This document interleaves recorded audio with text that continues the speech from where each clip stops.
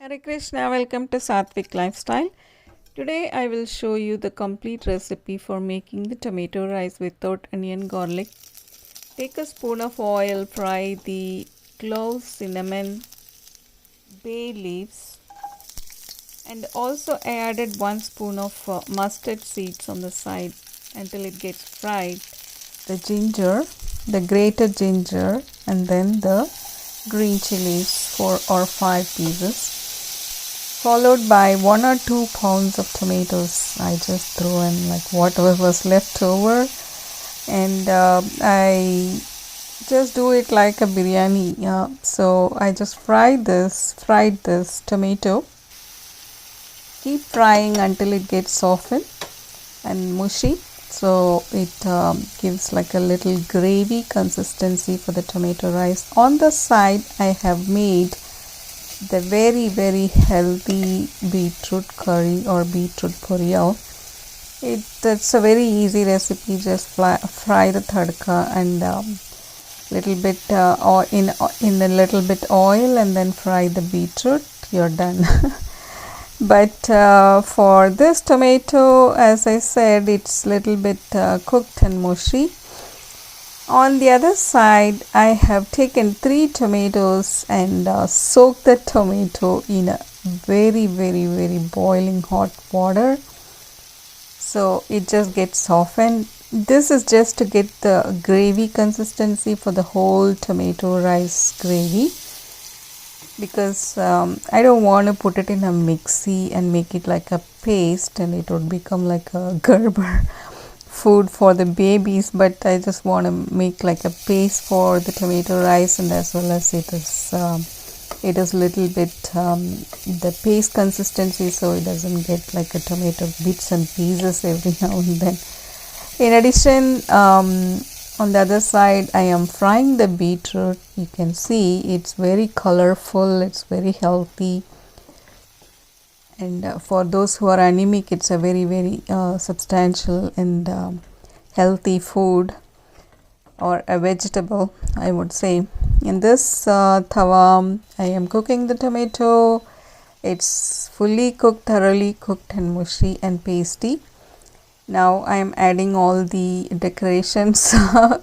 That is actually the salt, and for the spiciness I am adding a little bit of chili powder, because I already added the chilies and the cloves and ginger, which is already spicy. Make sure that you don't add too much spice here. I added 1 spoon of chili powder, which is very colorful but not very spicy.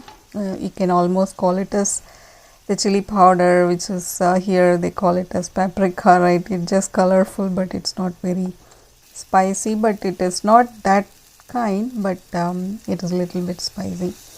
And that's it, it's done. And I have transferred into a small plate, so it can be eaten with any other items, like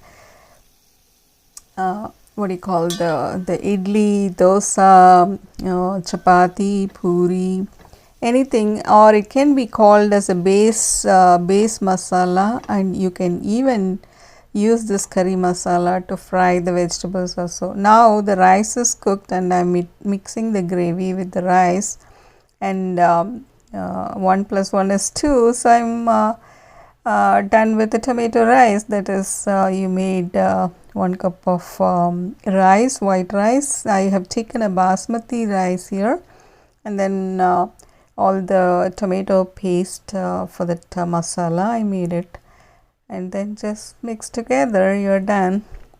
And here I'm playing with the camera techniques, trying to make it like a professional editing, but I am not even close enough there. I'm still learning. I'm just trying to play with these buttons here and there, and now I clicked on the slow motion. It just takes like half a second or a 1 minute clipping. It takes like 8 minutes. Can you believe?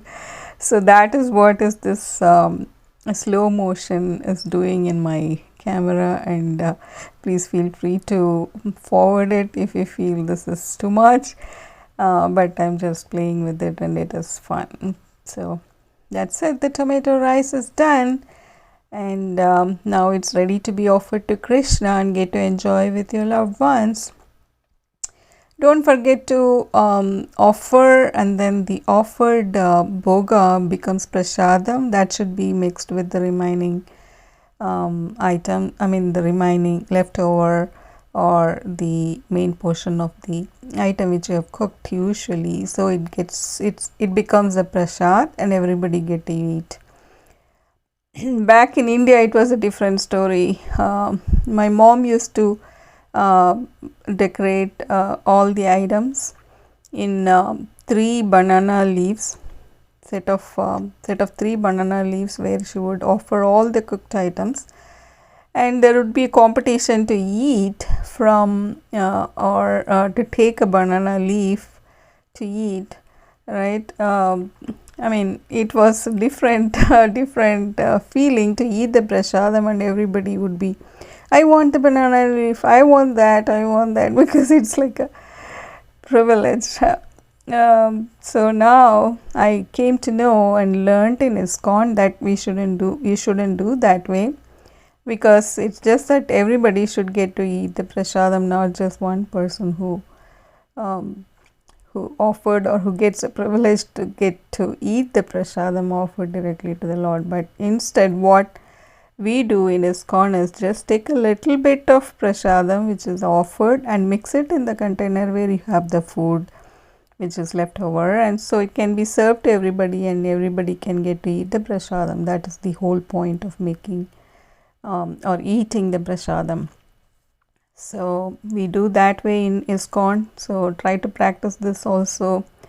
The same thing in your home also. You would feel you are eating a very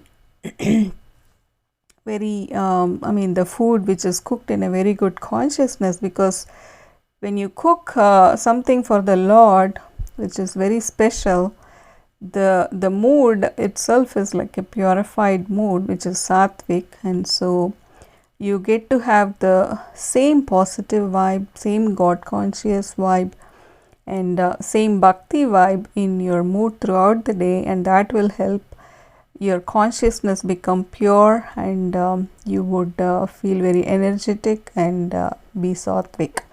That's the whole point of eating the Satvik prasadam, that is Satvik, having a Satvik lifestyle, and this is all about the teachings of Satvik lifestyle in ISKCON. Please visit the nearest ISKCON centers where you live. You will get to taste lot of prasadam for at least you would call it as festival every week. In addition, the main festivals, around 55 festivals we celebrate, and every single time we get to offer the opulent prasadam, and we get to eat the very, very opulent and very quite a number of items as well. And you won't believe the vegetarian food is very opulent, and this many items can be cooked. I get to see this many items like 51, 21, Rajbhog, Chapanbhog. It's like that, you can cook as many items as you like for Krishna, and your love for Krishna and the taste for bhakti develops as and when you start serving and cooking more and more number of items and offer it to the Lord. So this is what we practice here in ISKCON. Hope you like this recipe. Now I have transferred into the plate, and now it's decoration time. I'm just sprinkling this coriander leaves on the top of the rice, and now it looks colorful. The orange rice with the green decoration, so it's contrast, and it's very aromatic and very tasty. After we offer, we get to taste and enjoy the prasadam. Thank you for watching. Hare Krishna.